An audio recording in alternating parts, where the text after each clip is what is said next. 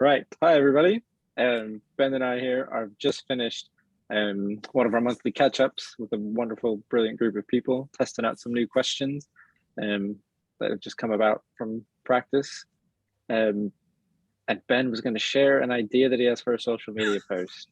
And we just thought rather than fine-tune it and then deliver it, we just thought we'd talk about it now and then share it with you all. So Yeah, here it true. is, over to Ben.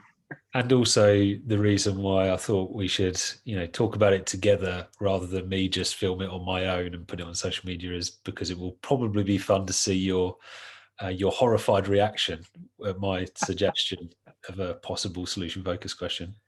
It's which Brilliant. I tends can't to be wait. that tends to be the pattern with us, doesn't it? It tends to be I'm always coming up with sort of quirky, weird, ideas, pushing the boundaries of what we're supposed to do. And you're the one who sort of just kind of keeps everything intact and says, well, maybe not.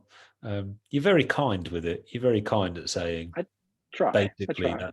that's a terrible idea, Ben. But hey, no, we'll see how we go with this one. Eh? Let's do it. Okay, Let's so do it. so I was recently heard someone speak about the idea of fasting, right? Okay, so which is common in certainly lots of religions, lots of faith, and there was something they said that caught my attention. They sort of said that fasting is denying yourself physical nourishment in order to obtain like spiritual nourishment, kind of basically. So you're letting go of one thing, in that case physical food, in order to obtain something else that you really want to focus on, that you really want to aim for, which might be, for people, I guess, a sense of getting closer to God, or pushing into prayers, taking prayer seriously, that sort of thing. And it just sort of got me thinking about, that often in life, progress involves not just obtaining something new, but also letting go of something, to kind of create space for it.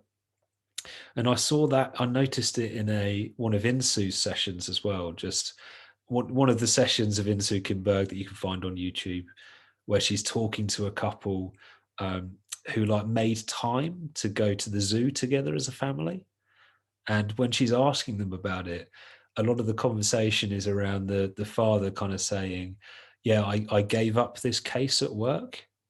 Like, I passed on this case to someone else. I gave it up so that I could go and spend this time with my family at the zoo. And it just got me thinking that, and I know there's reasons for this, so many of our language and questions in solution focused is about the what are we obtaining stuff. It's about what will you be doing, what will you notice, that sort of stuff. And I was like, I just wondered whether actually it's also important, that thing of what might you let go of is also quite important to people in terms of that process of change and obtaining what they want. And is that always captured in solution focused conversations? It certainly was in Insu's case. It certainly was in that session I observed. And I just wondered, maybe there are some more quirky, interesting questions we can use to try and grasp at that. And one that I was going to throw out there. So I think if you're talking about resources and past conversations, instances of success, you could ask questions like, how did you manage to create the space and time to do that? Right. Which seems fairly straightforward, although you might disagree with me on that one as well. The preferred future is slightly more interesting. And here's a question that was just mulling over. So maybe asking someone along the lines of, what would you notice tomorrow, or what's something that you would be pleased to notice was absent tomorrow? So what would be something that you'd be pleased to notice was absent tomorrow? That sort of thing. And this idea of like trying to tease out, what are people letting go of, as well as what are they aiming for and picking up. And now over to you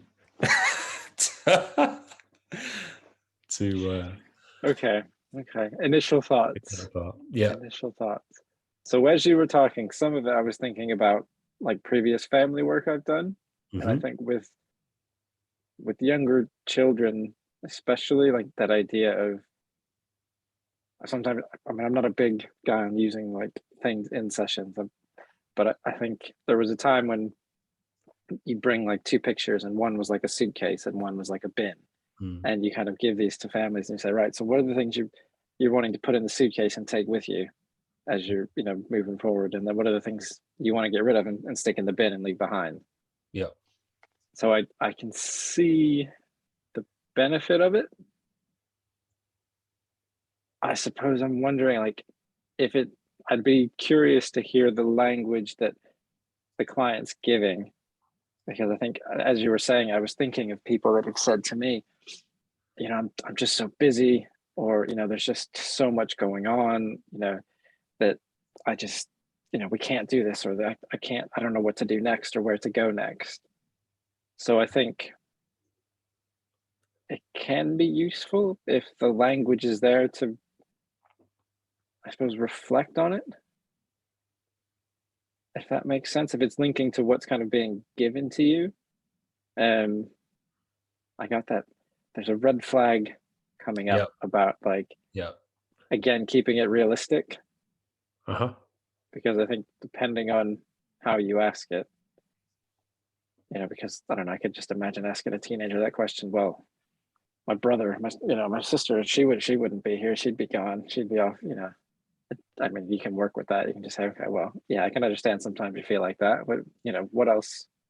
What else is there? Um, and then there's that bit of, it's again still just off the top of my head, like that question of, and what would there be instead? Like what's filling the time instead? Yeah. And I don't know. There's part of me that says, is it quicker to go for what would people notice when something is present? But I think for some people, potentially that's an easier way in to get rid of problematic things or things causing distress, and then think about the instead, as opposed to going straight in with just tell me what is there. Yeah. I think there's, yeah, obviously still thinking this through.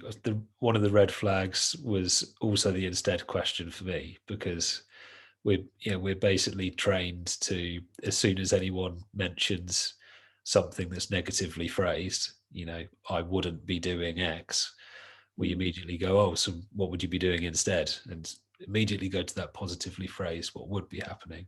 Mm. And I know there's reasons for that. I just kind of mulling over that some maybe some of this kind of like, letting go of something, or again, if we use that example of someone who's fasting and, um, you know, staying away from food for however long, there's a purpose behind it. It's like Mm. purposeful letting go of something. Mm. So it's still an action. And I think there's almost a distinction there between, the purposeful letting go of something, the purposeful creating of space, um, Mm. compared to, well, X and Y wouldn't be happening. Those kind of bad things wouldn't be happening. Mm. If that makes any sense at all. So it's still like I think what I'm getting at is it's still a purposeful action, Yeah. but and again, in that session with Insu, it's the same. It was the guy purposefully passing on a case at work to a colleague so he didn't have to do it anymore. So it's that. Yeah. Then that's making me think of. I don't remember where. I know I've heard somebody else ask this question, but it's that like, and how would that be good for you, kind Yeah. of thing, or rather than jumping straight into what would there be instead, it's kind of a, you know, how would that be good? What would that lead to for you? How is that going to be useful for you? And kind of following that line of description and then into sort of how would that then show whatever that, that thing is that you're working towards and getting closer to, how would that then show? Mm, that's interesting. So we potentially saying then, I mean, clearly we haven't thought this through very well, but We have not. that's all part of the fun, isn't it? Yeah.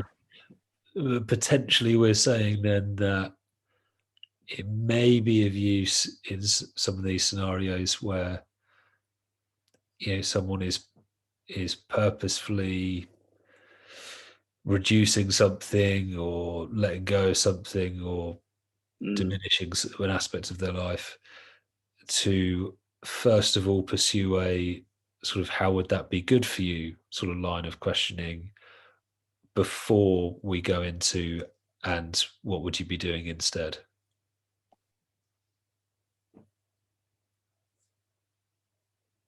Yeah. Maybe. Yeah. Let us know what you think. We want to know what you think too. See what you think. See if you'd use it or not use it, or if you have used it or haven't used it, and why. Yeah. Because we're gonna keep thinking about this. I'm gonna keep. Yeah, you can't do this to me late at night, Ben. That's not. I know. That's not helpful. Okay. Yeah. Let us know in the chat, in the comments, and then we might have to further this on a podcast. Yeah, why not? Yeah. Cool. Anything else to add?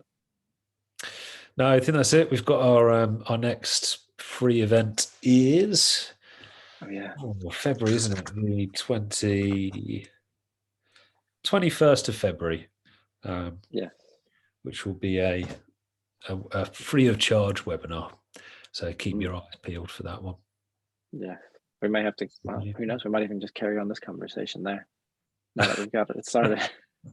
I think we've got some more thoughts on it. We'll see. Yeah. I hope you're all doing well, and we'll see you all again soon. All right. Take care. Cheers.